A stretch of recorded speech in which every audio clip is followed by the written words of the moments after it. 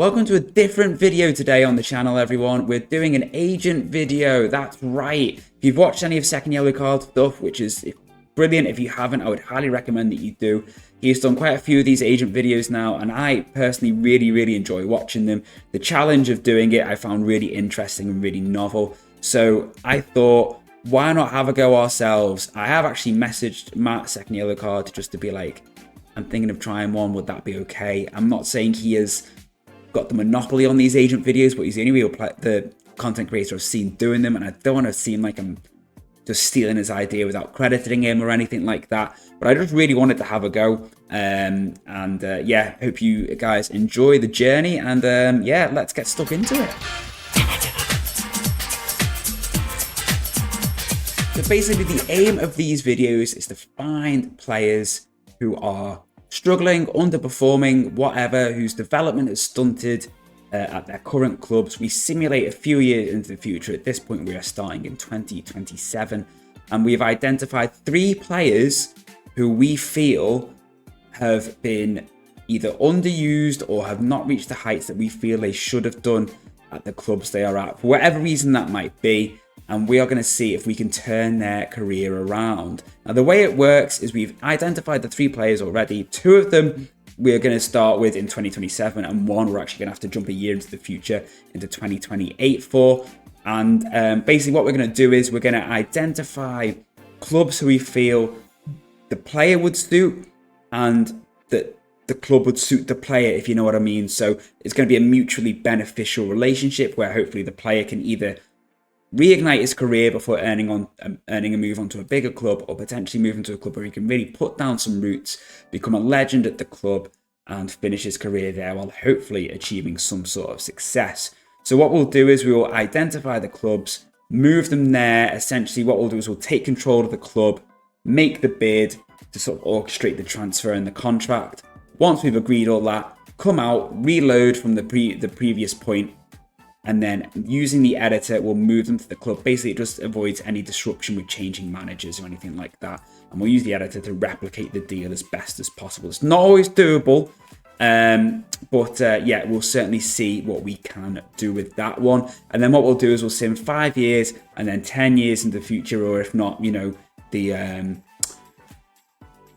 up until the point the player retires. We won't be invested or like interfering in the player's career moves after we have made that initial transfer. It's not going to be like when we did the Messi and Ronaldo manager video, the link for which should be appearing above my head about now. So if you've not watched that yet, go and do so. I'll give you a second to open that video in a new tab, and or add it to your watch later if you're watching on your phone, so you can pick that up when you finish this.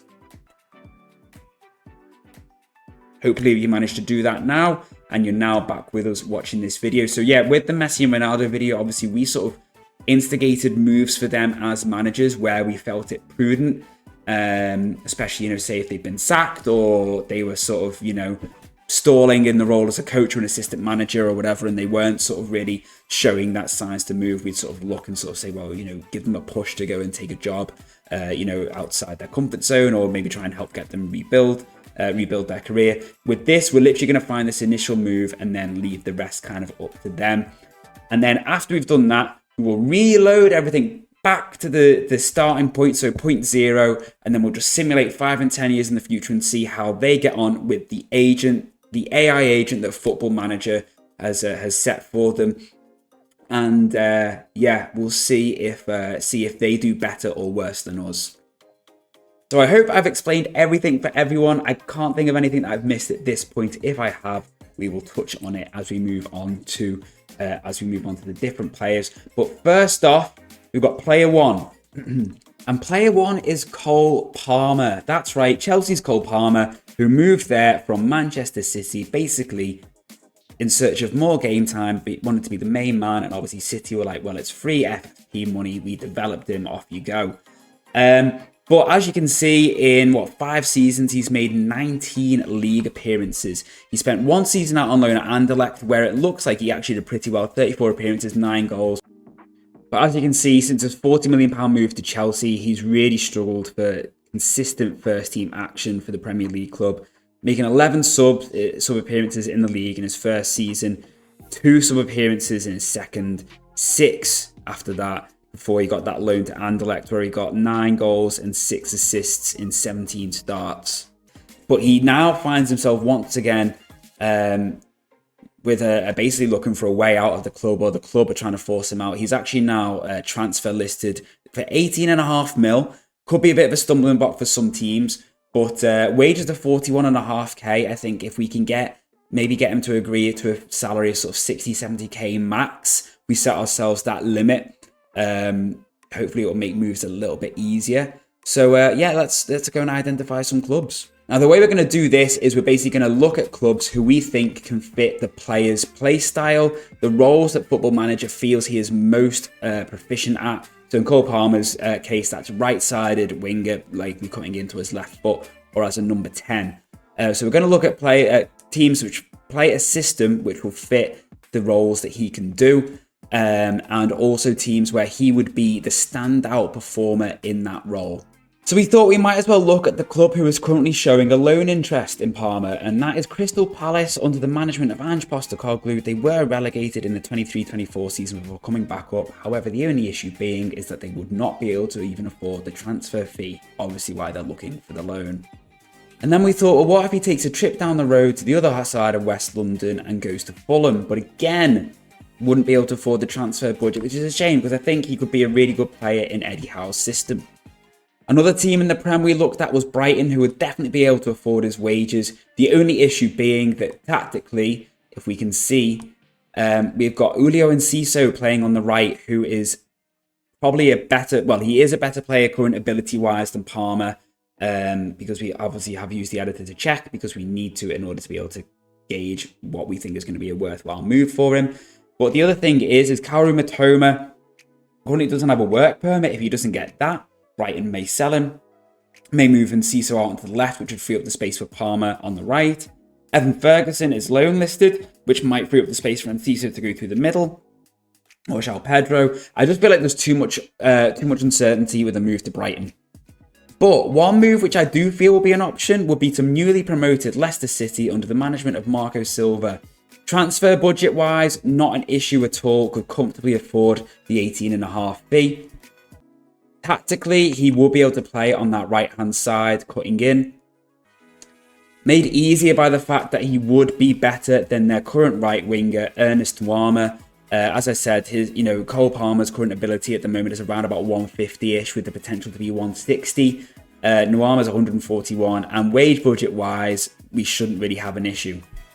But it would be remiss of us to not look into other options elsewhere. Option 1, abroad. We've looked at Bayer Leverkusen out in the Bundesliga. Afonso Moreira is probably on par ability-wise with Cole Palmer, but he is wanted by Spurs. So if he was to leave, it would free up a space for Palmer to slot in. In terms of the club, transfer budget-wise, might be tricky, but I'm sure we could see if we could, jiggy things around a little bit, but could be an option. Sticking with the Bundesliga, Wolfsburg would also quite comfortably afford his transfer fee. He would be their better right winger, and also probably a better number 10. Obviously, with them playing a 4-2-3-1, he would be able to play either out on the right or as a number 10, greatly increasing his usefulness to that team. And I think finally, the last club we'd potentially consider would be Villarreal under the management of Rino Gattuso. He does play a 4-2-3-1. They could afford the transfer fee, but they've got 32 million in the bank. Tactically, he would fit in because they do play a 4-2-3-1. He could play instead of Brahimi or instead of Alex Baena. And then when we look at the squad, as you can see, he would be better than both Brahimi and Baena. And salary-wise, he would potentially be pushing towards their top earner, Jorge Cuenca. But they also have got 97,000 per week Hakan Çalhanoğlu on the bench as well. So they could afford him. He could fit into that team. So yeah, a couple of options. I'm leaning between either Villarreal, Wolfsburg, or Leicester. What do we reckon?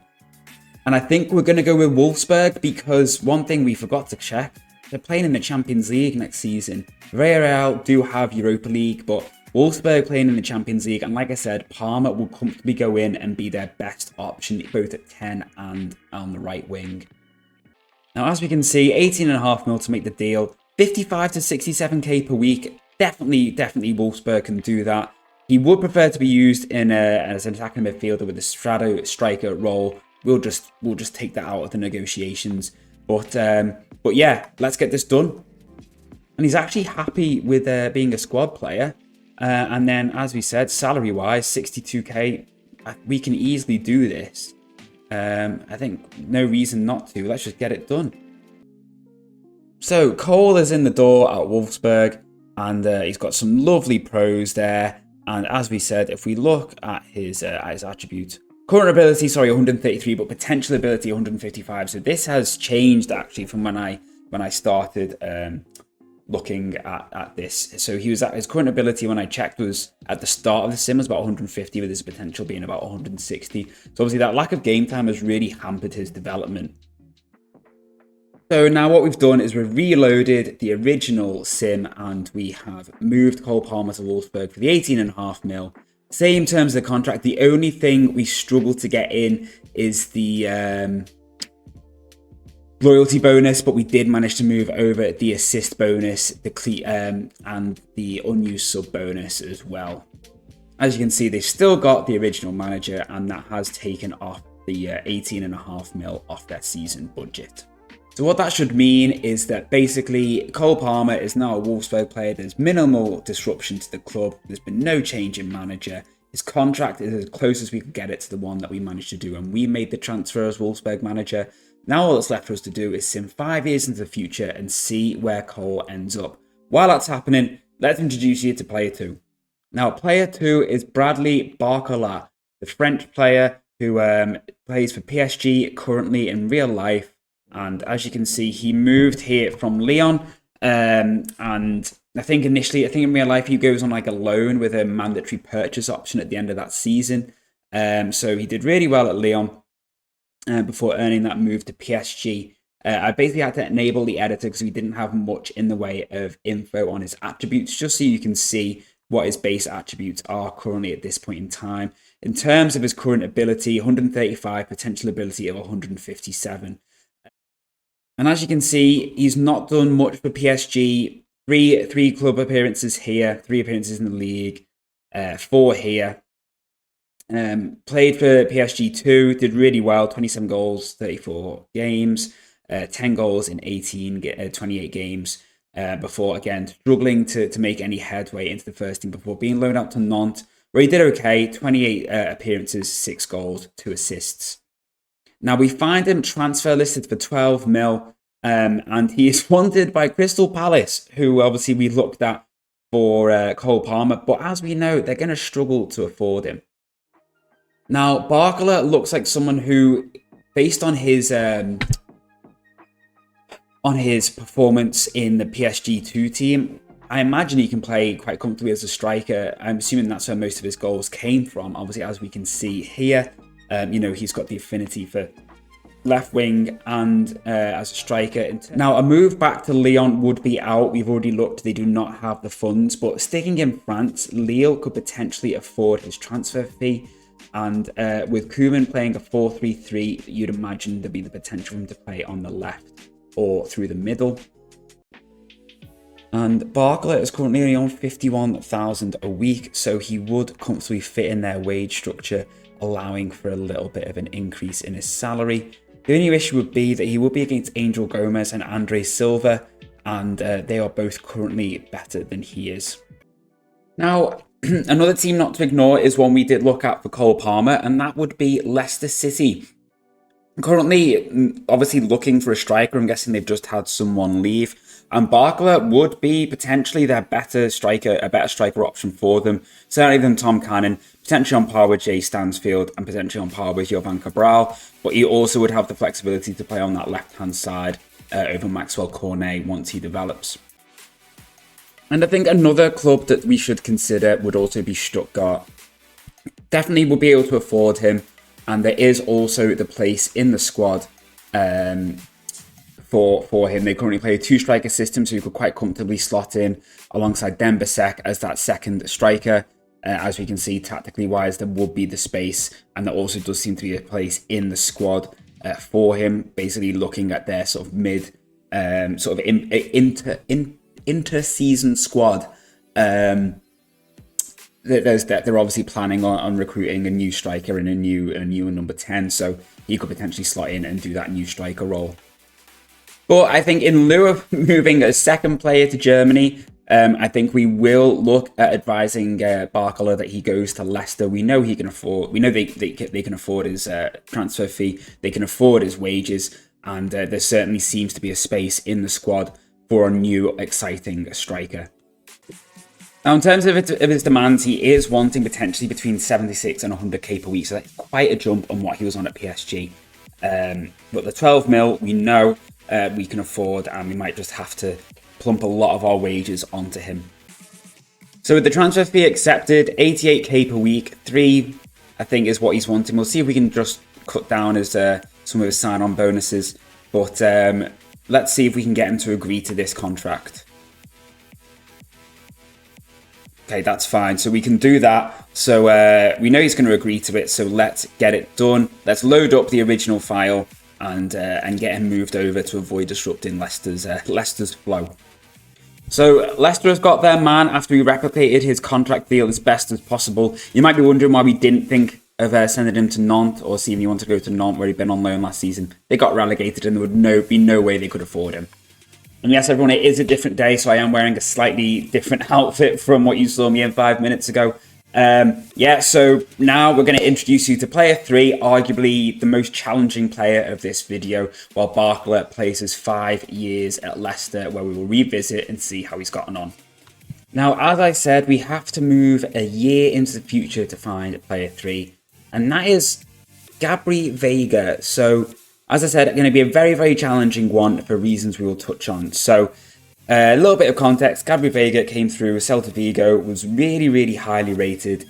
We find the 26-year-old now at Bayern Munich after moving to Al Ahly from Celta Vigo when he was actually tipped to potentially go on to join some pretty big clubs in Europe. A move which Tony Kroos very publicly slammed Veiga for. But his time in Saudi Arabia was, the only real highlight was that he broke the record for the fastest goal, which obviously is not really anything to write home about, aside from the sheer amount of bank he will have made.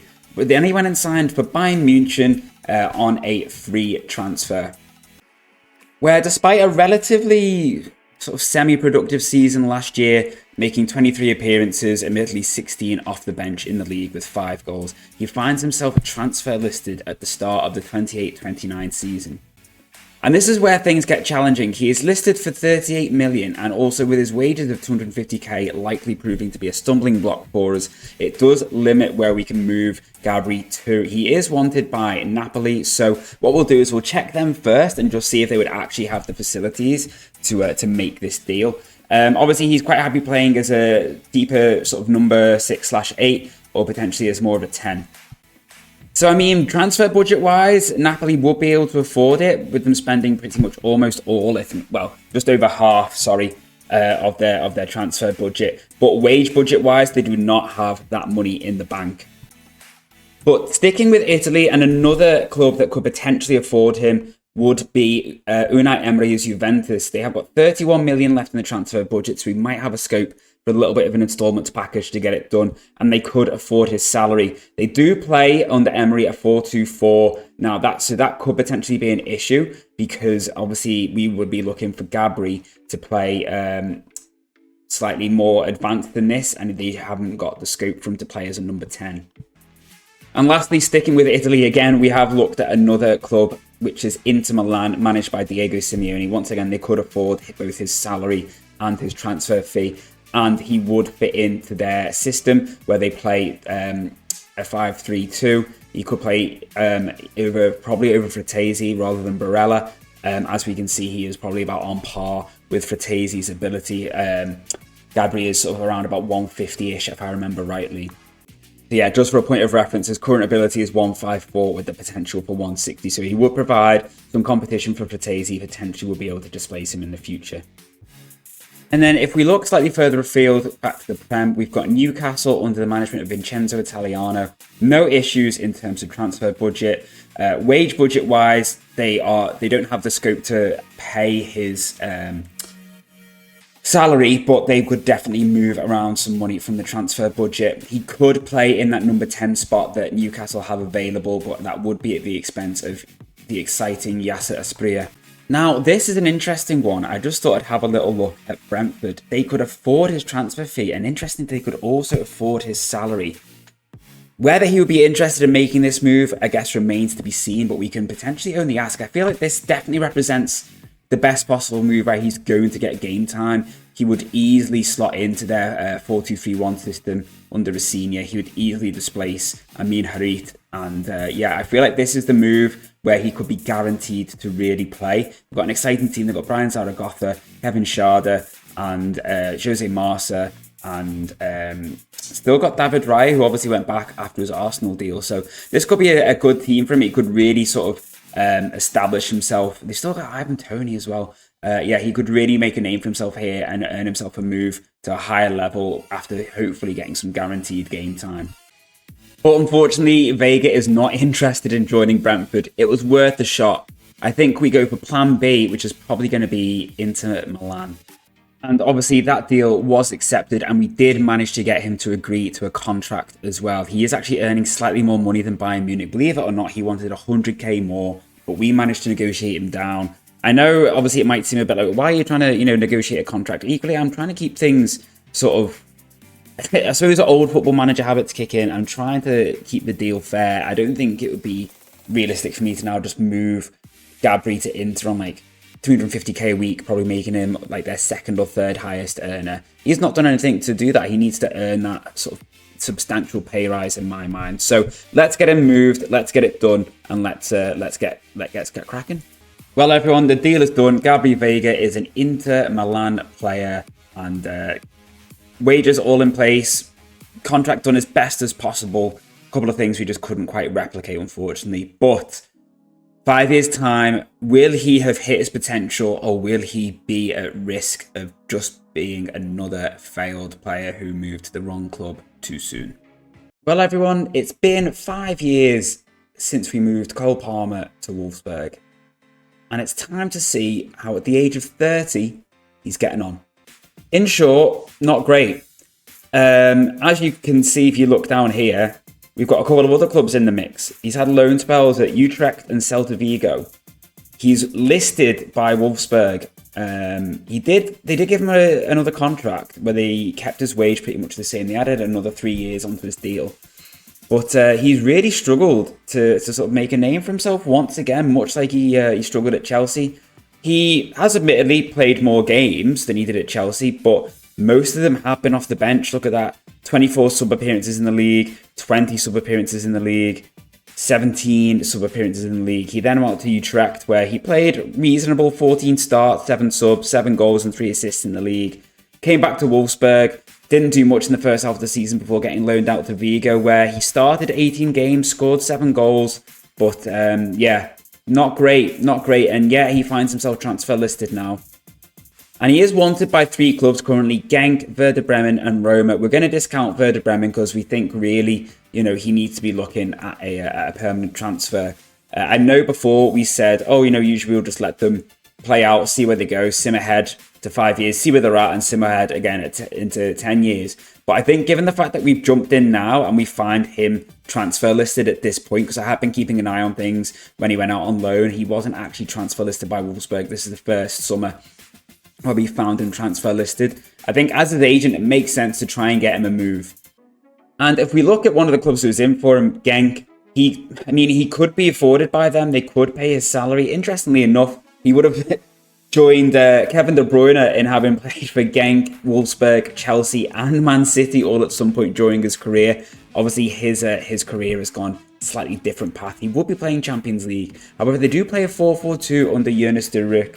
And yeah, I'm not sure how he's going to fit in. I guess he could potentially play anywhere across that middle 4. In terms of the players that they've got, he would be comfortably better than both their wingers and probably better than both their central midfielders. So Genk would be a place that he could go, really sort of basically go in as the main man potentially and help try and lead them into the Champions League.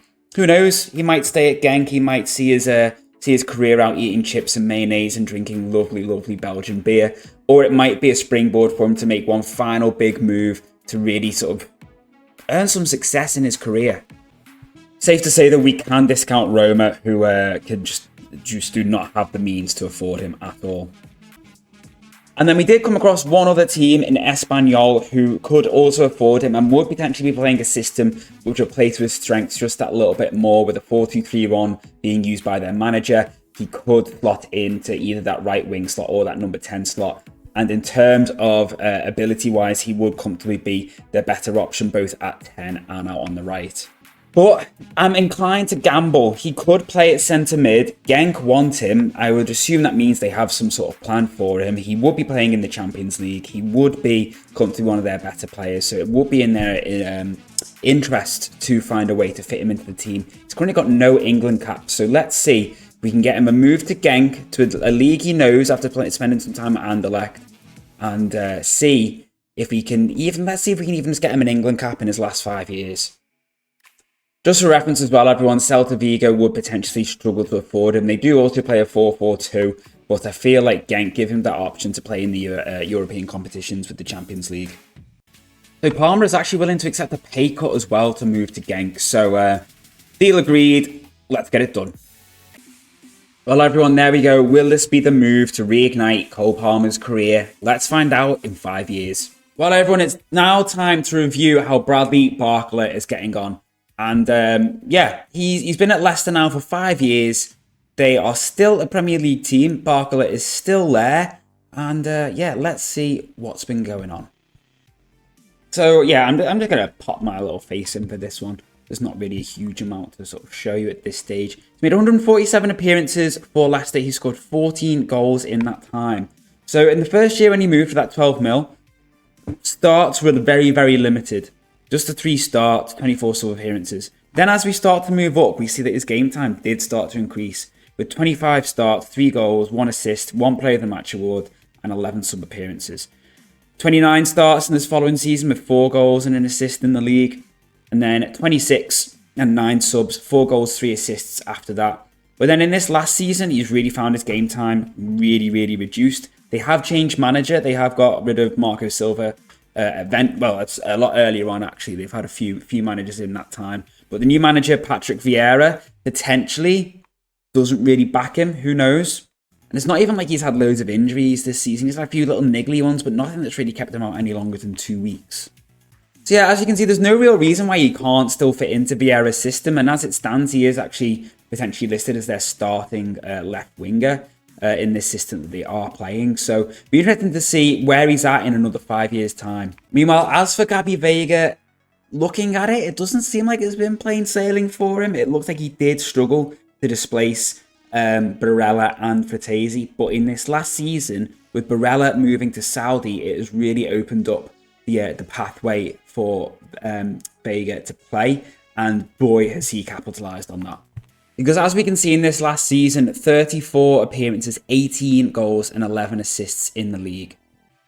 With him actually finishing up with 24 goals and 19 assists in all competitions. Now those numbers are seriously impressive for anyone. When you actually look at his career so far at Inter Milan. So first season when he moved there, 9 starts, 18 sub appearances in the league, 3 assists. Following season, 7 starts, 12 sub appearances, 1 goal. And then they loaned him out to Benfica, where 6 goals in 13 starts. So we're sort of thinking at this point, oh, is he just going to peter out here? Comes back to Inter, 8 goals and 2 assists this time in the league in 10 starts with 16 sub appearances. Season after, 10 starts, 24 sub appearances. But then it's this season, and as we said, that was basically because Barella ended up moving to Saudi Arabia, and he has really, really cleaned up. Now, during these 5 years, Inter did sack, or either sacked or replaced Simeone. I don't know whether he was sacked or whether he left, with Ryan Mason, which has seen a shift to a 4-3-3. But Veiga slots in really nicely alongside Fratesi, with Bastoni actually playing as the number 6. No sign of any interest for Veiga at the moment. Obviously, he's only really had that 1 good season, so I think it makes sense for him to really sort of try and double down and prove his worth to Inter Milan. At the age, I think he's 30 now, really, you imagine if he's going to move at 31, he's either going to stay here or he's going to have one sort of big move left in him, maybe in about a year or two. But we will see what happens when we revisit in 5 years. Is he still going to be an Inter Milan player, or is he going to have moved on to potentially back to Saudi? Who knows, where he's going to earn some big money basically just to wind down his career. But so far, he's the player who, looking at his milestones, he's won the Coppa Italia. No one else so far has really won anything. But he has won the Coppa Italia. International caps wise, he's got 9 caps, 2 goals. I can't actually remember what he was at the start of the sim. But yeah, he's doing well now. So now all that's left for us to do is to see how they're all getting on in 5 years' time.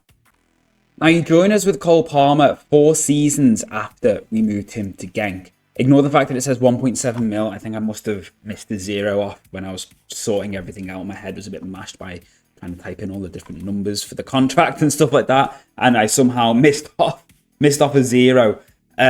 So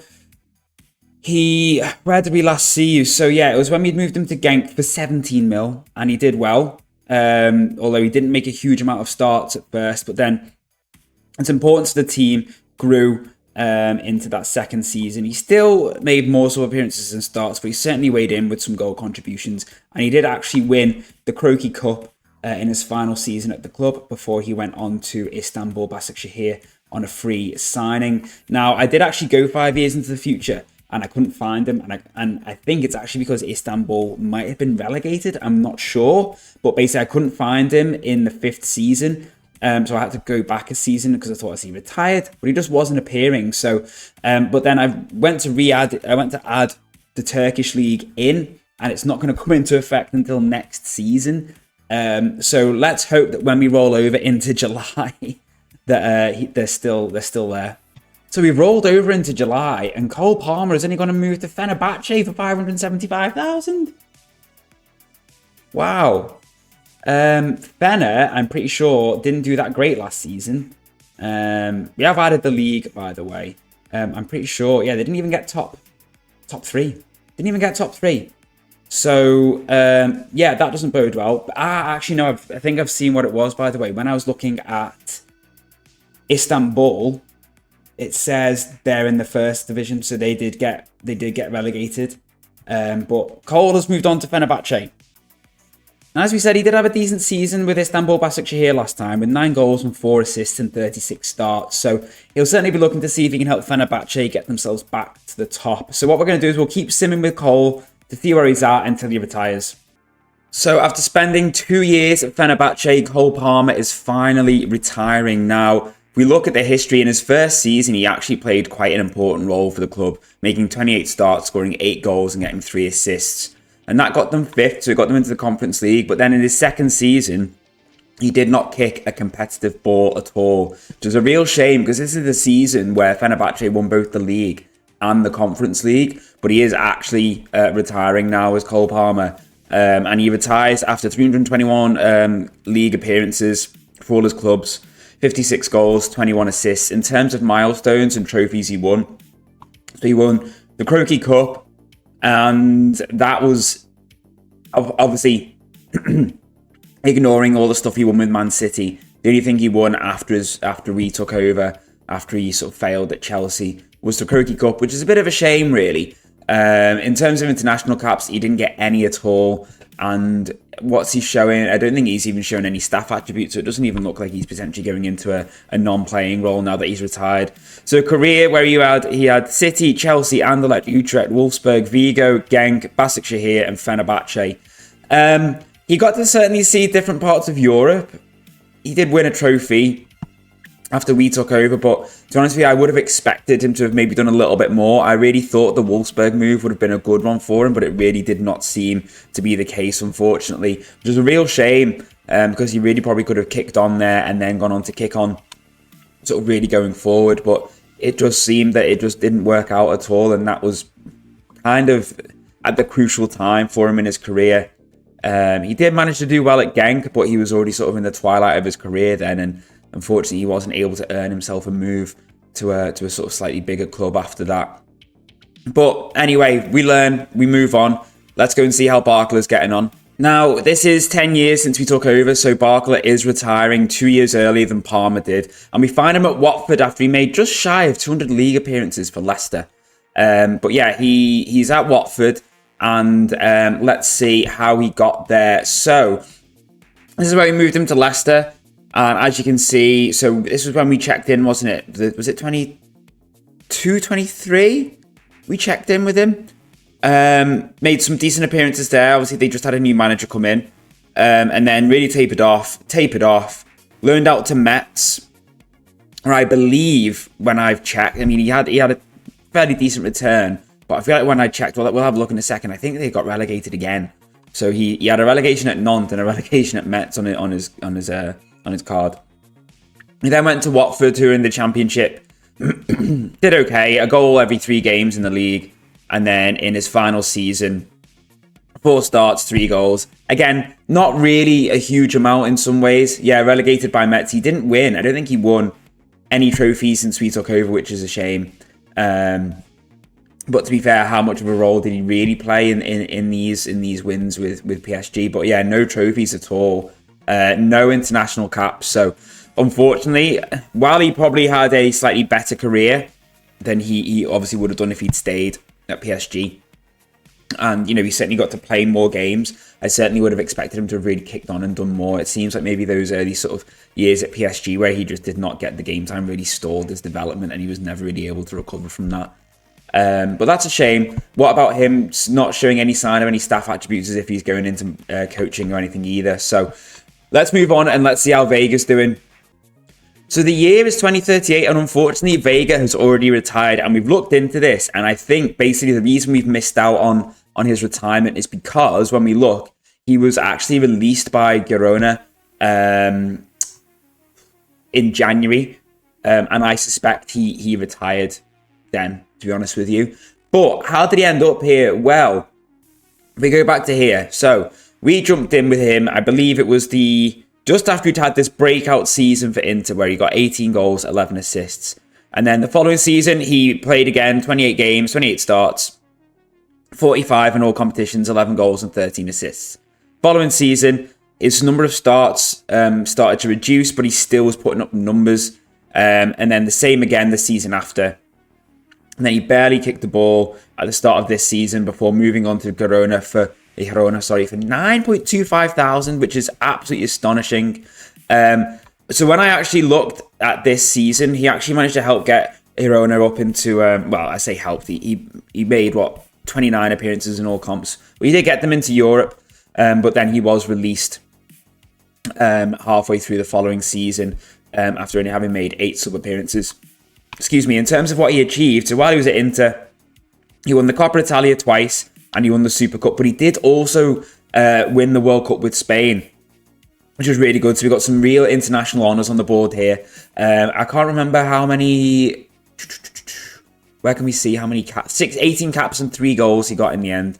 But yeah, he did manage to win the World Cup. So and he also looks like he fancies his hand at management. But when I checked, I'm pretty sure his potential ability is pretty rotten. He won't really ever amount to much, unfortunately, as a manager, in the rest of this simulation. But I don't know, man. Like, I really thought that some of these moves would have worked out a little bit better. Like, they would have got a little bit more in the way of honours.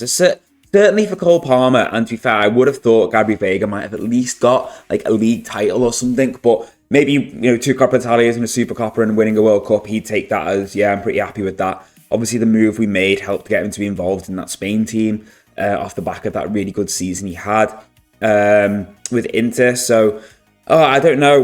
What do you guys think? Do you guys, well, I suppose I was going to say, do you guys think they were successful? But obviously, we won't really know until we see how the AI agent did, because we might think we didn't do great, but he could have done even worse. So, or they could have done even worse. So, let's see. Let's check in with how they're getting on if we'd have left them to their own devices. So we are 5 years in just to the normal sim where we just left them on their own. So let's see how Cole Palmer is getting on. Bear in mind as well that obviously we're only looking at Palmer and Barkler at this point because Vega, we jumped in a year after. So he's at Monaco. Okay. And he's wanted by Porto. Okay. Monaco isn't is a decent move. So, after the loan to Anderlecht, he went out on loan to Lyon, did okay, came back to Chelsea, handful of appearances. So then in the January, he went to Monaco on loan, and I guess maybe had an option or an obligation to buy the 39.5 mil. And he looked to have played reasonably frequently for Monaco, except maybe in this last season, he's really not done as much. Has he won anything yet? He won the Coupe de France. Okay. He won a Coupe de France with Monaco, and now he's wanted by Porto. He's on more money than we got for him, to be fair, at Monaco. But he's still not made any England caps. So, let's see. In 5 years, where's he going to be? I've just moved my head out the way for this. So we joined Cole Palmer in 2037 as he's about to retire. And he's at Getafe. It looks like he went from Monaco to Betis to Getafe. Looks like he's had a really good season in the second tier of Spanish football. But let's see exactly what's been going on here and how he's ended up at this point. So if you look at just his career stats, so he went from Monaco to Betis on loan, played a fair chunk in La Liga, then went to Getafe on a free, didn't play a huge amount. Getafe got relegated, and then he had a really, really good season, to be fair, in the second tier of Spanish football. Did he help get Getafe promoted? Let's see. That is the question, really. He didn't. They came 9th. That's not good. So, did he win anything else? No, he just literally won the Coupe de France and the Trophée de Champion in the end. Now, don't get me wrong, that's still better than he did with us, where he only won the Croquis Cup with Genk. Did he actually play? I don't know if he played more games. As we said last time with the Barca one, it's kind of academic in some ways because this just counts league performances. It also counts sub appearances. So I wouldn't really say it's that reliable or that accurate. Personally, I think we've lost this one just purely on the fact that he won an extra trophy and the sort of main domestic cup he won was far more prestigious. No offense. Jupiler Belgian Pro League fans, but I think even you would probably admit that winning the Trophée de Champion, not the Trophée de Champion, sorry, the Coupe de France is probably a little bit more of a prestigious than winning the Croquis Cup, just because it's just probably a slightly higher rep competition because it's a French one rather than a Belgian one. Again, no offense intended, but yeah, I really feel like we've lost this one. But let's see if Barkala can save the day for us. Now, as for Barkala, we find him transfer listed by Wolves. So we had Nantes and then Sociedad, Napoli, and Wolves. So how did he end up doing this? So he had the loan to Nantes, which is when we came in after he'd been relegated. He then went on loan to Sociedad, smattering of starts, really. Then left on a free to join Napoli. How did they wangle that one? So he'd not really done much at Nantes or Sociedad, and then ended up on a free transfer to Napoli, where he made 13 starts, 31 sub appearances, 9 goals and an assist. Okay. Didn't do anything at all in this season. I'm assuming he probably moved at the end of the window, maybe, or either in January. Went to Wolves for 9.75 mil. Didn't really play. Again, not really played. And now we find him at the start of the 2022-23 season transfer listed. Who's he wanted by? Southampton, Auxerre, Atalanta, Bologna, and Sporting. Oh, wow. Slim pickings for him, really. So he's not really done it. So I think, I don't know, man. Obviously, that's up to his agent to sort out. But we're not going to have anything to do with that. Doesn't look like it's gone quite so well for him. Has he won anything? He was part of a Napoli team that won the league and won the Coppa Italia. But how much of a role did he play, I guess? So that was the 29 season. Meanwhile, in the 29 season at Napoli, this one, after he joined, he did play reasonable amount. Okay. So, yeah, interesting. I'll have to check, actually, how many appearances he made when we get to his retirement, how many appearances he made in total, retiring at in when we did it. how many league appearances. I suppose it doesn't really matter because it just counts all appearances, doesn't it? It counts sub appearances as well as starts. So actually, it's probably academic, really. So we'll forget that. But yeah, let's see what's happening with him. So we're also in 2037, and Barcola is retiring at this point as well. We find him at Girona in Spain, where he looks like he's played a minor part in their league. So when we last saw him, he was transfer listed by Wolves. He ended up going to Leicester, which is incidentally where we moved him to from PSG. We moved him to Leicester, so he went there. And bit part player again, really. Before he went out on loan to Trabzonspor, where he made 20 starts, 6 goals and an assist. And then he went to Girona on a free, where, yeah, bit part, really. I was going to say the only thing he won was the Serie A and the Coppa Italia. That's more than he won, I believe, when we took over. I don't think he really achieved anything after we took over. So I think overall career-wise, I think he probably maybe had a slightly better career with us in regards to his playing time. He probably played a little bit more consistently for Leicester during that sort of big spell he had there before he did move on to Watford, where he sort of petered out a little bit.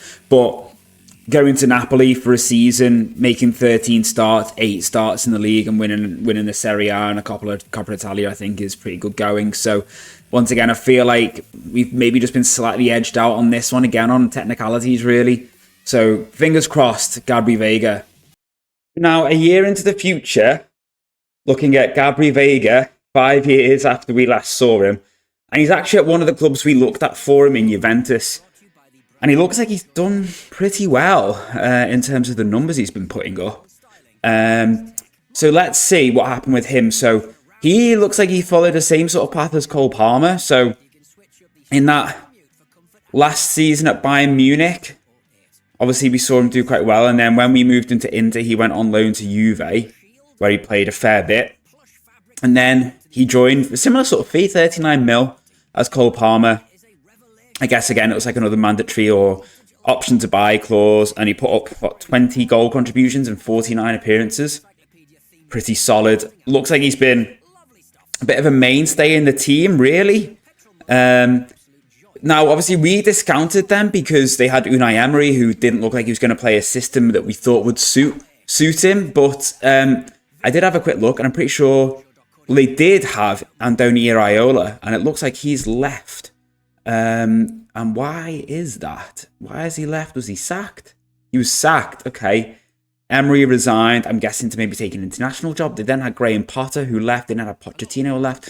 And Iraola has been sacked. So, be interesting to see what actually happens in regards to Gabri Veiga.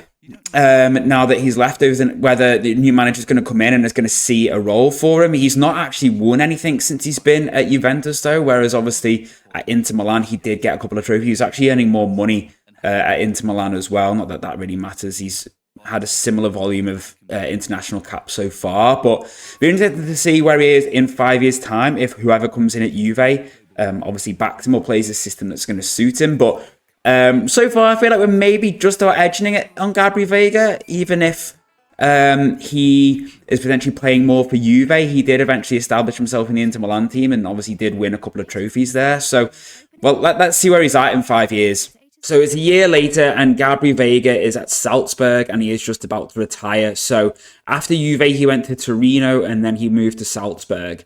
He's 36 years old. He's on 23.5k. He looks like he's played a lot for Salzburg this season, but not actually really done a huge amount at all, really. I was keeping an eye on him because I didn't want to get caught out by, what happened with our sort of contribution as an agent, where he retired in like the January, the February, when we missed out on the actual retirement date. So obviously Juve. Did we jump in? Is it here we jumped in where he'd had that really good season, 33, 34 maybe? I can't quite remember at what point we jumped in, but he stayed there for another couple of years, played a fair bit, to be honest with you, before moving to Torino on a free, where he 18 appearances all off the bench, 1 goal, 3 assists. Then he moved to Salzburg for 31,000. I think he did this in the January. So he moved to Torino in the summer and then to Salzburg in the January. From what I saw, he made 1 sub appearances in the cup, in like the Champions League or Europa League or whatever. I assume he didn't make any league appearances when I was following this because he just wasn't registered. And then he played quite a bit in this season, but didn't really do anything of note in terms of what he's won. So they actually did win the league, Salzburg, but I think they won it. Basically, this league is going to kick in at the end of June, so we'll see whether they actually won it this year or not. But if we look at the Bundesliga, they won it 2036-37. So they did win it, but obviously he didn't kick a ball, so he probably wouldn't have even got a winner's medal for that. So what we're going to do is we're just going to go through to the end of the season now after he retires officially and dips out of the game, but just to see whether he did actually win anything at Salzburg. But so far, I would say with Vega, I feel like we've definitely won this one. We have to remember he won Coppa Italia, Super Coppa Italia. He won the World Cup. He did win the Olympic Games, but he got 3 decent trophies under his belt when we moved him around. World Cup, absolute peak of a player's career, I would say. So yeah, fantastic. I would say for him to achieve. I would have liked him to have got a league title, but we'll take it. So we can see that in Gabri Vega's last season before he retired, he was actually part of an Admiral Bundesliga winning Salzburg team. Unsurprisingly, you would think when you actually see that they've won the league twice now, and they actually went like 8 or 9 years without lifting the trophy. Now, I personally feel that even though he did win the Admiral Bundesliga, I still feel like we do edge this one. Personally, I think the World Cup win really does swing it in our favour, and he did get those couple of Italian domestic trophies. But I don't know. I think we just about edge this one. But ultimately, guys, it's up to you to decide who you think did the better. I personally think the only one we did better on was the Gabri Vega one. Cole Palmer and Barkala may have ended up with... certainly Barkala may have ended up with better game time under us, with us as his agent. But I feel that the success he had at Napoli, like even if he wasn't like a key sort of part in that, really swings that in the AI agent's favour personally. Getting a league, a domestic double, a league and an Italian cup with Napoli in one season, I think unfortunately really does swing it in their favour. And I think Cole Palmer was quite a comfortable loss in the end.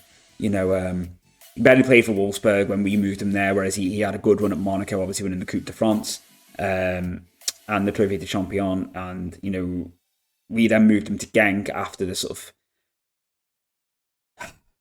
of flop at Wolfsburg, really. And he won a Croquis Cup there. He played quite a bit. Obviously, he went to Fenerbahce, could have been part of a title winning and a Conference League winning side, but unfortunately just got completely froze out of the team in that second season. So I think it's a 1 out of 3 for us personally, but let me know what you guys think. Also, I have got another agent video already lined up, sort of following the theme of this one. If there's any players you want me to particularly look at and see, I am also going to do another manager one at some point, following on from the Messi and Ronaldo one that we did. I've got a couple of ex-players eyed up for that one, so bear with me getting them out. I do work full time still, so I'm a little bit slow at getting videos out lately, just because I have been working on this and started to look into the new one as well. While also still trying to do the Iceland save. So I hope you have enjoyed this episode, everyone. If you have, as I said at the start of the video, please do drop a like down below and leave a comment with your thoughts. Just give me either a 1 out of 3, 2 out of 3, 3 out of 3, 0 out of 3 if you think that even Vega did better than with his AI agent than us. I hope you have enjoyed it, everyone. Take care. Thank you so much for watching. I'll see you very, very soon. Bye for now.